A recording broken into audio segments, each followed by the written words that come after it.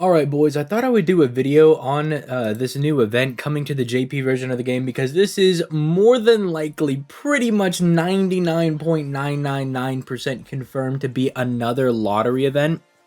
And this is always a really good time to jump into either the NA version of the game or the JP version of the game when these come to the different servers. And the reason, even though it says lottery info right there, I'm just like, look, until the event actually drops, then I don't know what Lisengel is going to be doing. I just have that 0.0001% where I'm just like, maybe they're going to do something stupid, right? Like, maybe they're going to do something dumb. So, like, I understand that it's, like, pretty much, like, all but 99.99999% confirmed, right? So, that's the whole reason I'm making the video in the first place. But the reason why these events are so good to jump into, and even though we can't even see what the information is right now, is that these events just drop a metric butt ton of good materials that like any player would need, right? Like you get a massive amount of QP, of experience cards, and then just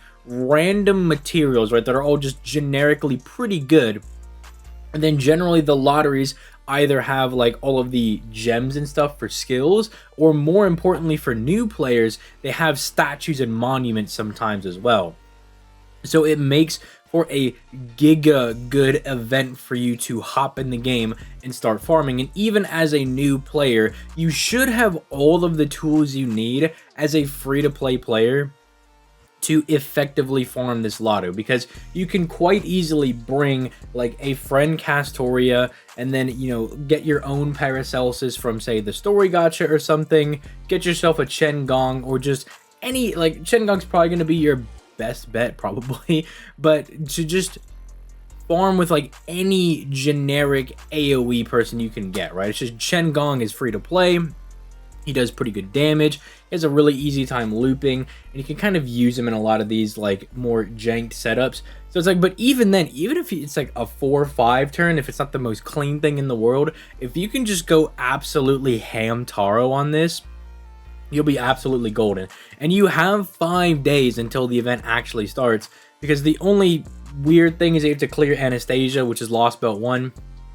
But you can pretty much do all of that with like a friend Chi Huang. You could bring a friend Ku Alter, and you should be able to pretty much solo stomp the entire game up to that point. There's not too many hard fights within there that's really gonna like you're gonna struggle with that you can't really solo, because like you can skip all of Lost Belt 1.5. You don't have to finish 1.5 to do Lost Belt 2. So realistically, you just need to beat all of the normal stuff, which is like the standard like Camelot and Babylonia. But with how strong our servants are right now and like how insane power creep is, you can pretty much demolish a lot of those quests. Like it's really not all that difficult. So this is really just a call out to anyone that wants to play the JP version of the game. Now would definitely be an intensely good time to get into the game, because you'll be able to scoop up a massive amounts of materials. And you also want to start now so that you don't start like when the event actually drops and then, you know, you have to still beat like Anastasia,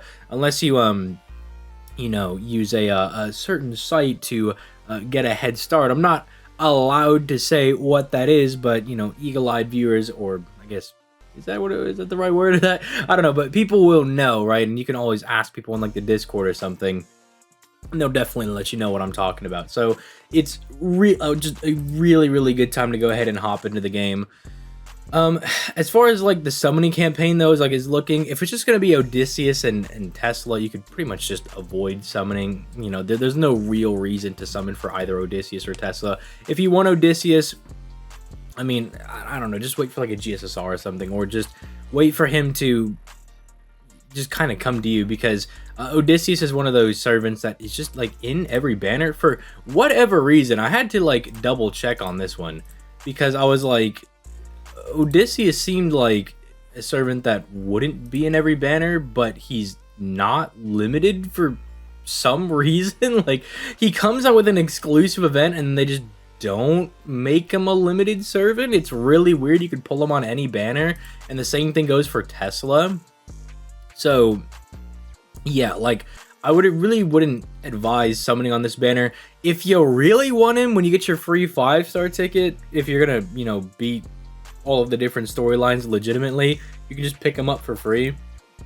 Although I would advise just going for waiver, because you know, obviously waiver is going to make your life a lot easier. But if you really want Odysseus, you can pick him up for free.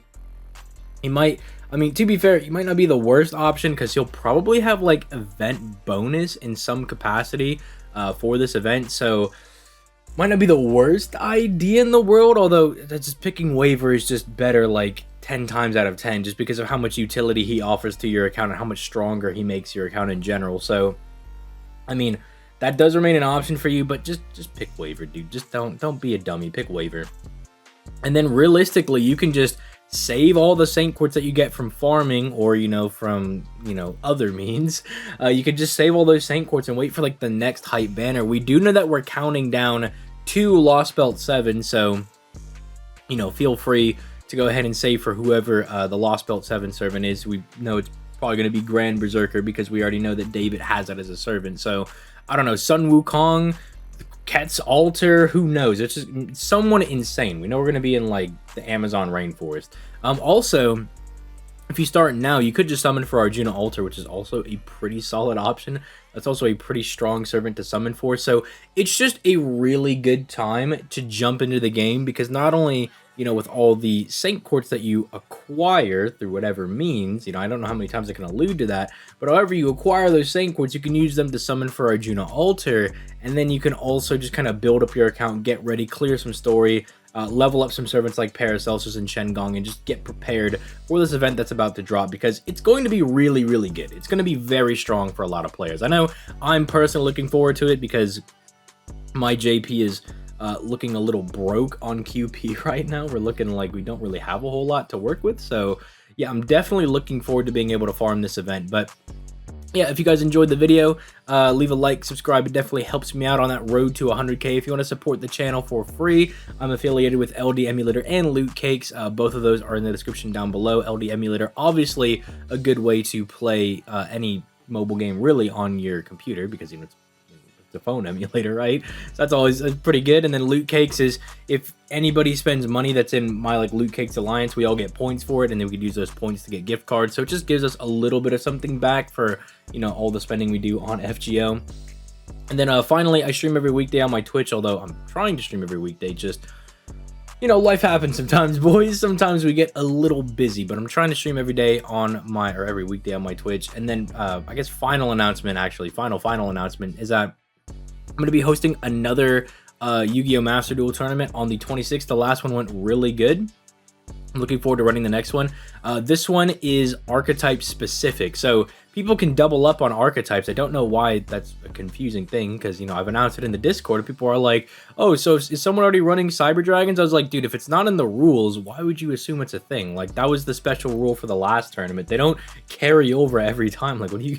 I just don't get it sometimes. But this one is just, you have to basically make a pure archetype plus generic staples. But even things like, say, Infinite Impermanence, I'm like, that has Cyber Dragon Infinity on it. I'm just going to give that to Cyber Dragon. So there's a lot of cards that got split up into different archetypes. So it makes certain archetypes like Dark Lords really interesting, because they're the ones that have access to like Forbidden Droplets and Solemn Judgment and everything, because it's in their archetype. But I'll probably make a whole different video, maybe even later today, just explaining a lot of the generic things. So I don't know, maybe that'll be a thing, maybe it won't be, I don't know, maybe I'll upload an additional video. But with all that being said, you guys have yourselves a nice day. Peace, late guys.